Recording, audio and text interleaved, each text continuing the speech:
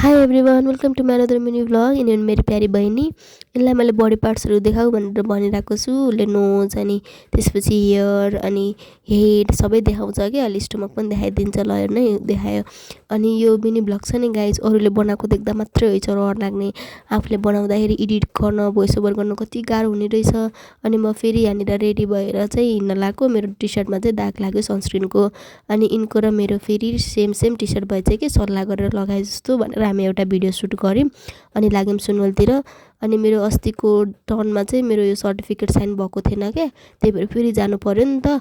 अनि हामी साइन गरेर फर्क्यौँ। सर पनि हुनुहुँदो रहेछ साइन गरिदिनको लागि। उसले चाहिँ मिनी भ्लग गराउँछु भनेर भिडियो सुट गरिरहेको थियो त्यहाँनिर।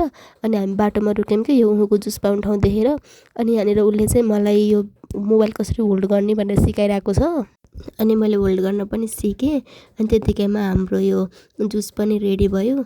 जुस खायौँ तर त्यस्तो मिठो भएन। अनि फेरि पानी खाने भनेर पानी किन्न गएर पानी खाएर अनि हामी फेरि लाग्यौँ बुटोलतिर। अनि यहाँनिर भ्यू राम्रो लागेर मैले क्लिक गरेँ।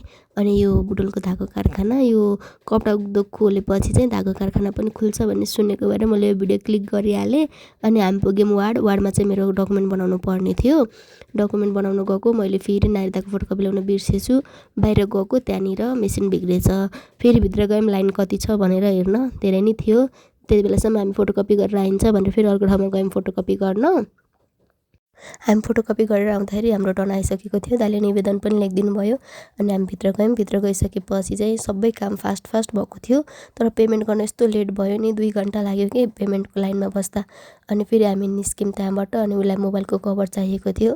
ट्राफिक चोक पुग्यौँ, मोबाइलको लागि कभर सिलेक्ट गऱ्यौँ। अनि सिलेक्ट गरिसकेपछि फेरि हामी गयौँ लस्सी खान। ट्राफिक चोक गएपछि लस्सी त छुटाउनु भएन नि त।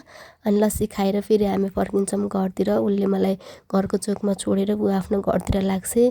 गाइज आजको लागि यति नै हो मिनी भ्लग। यस्तै गरी माया गरिदिनु होला। See you in next video.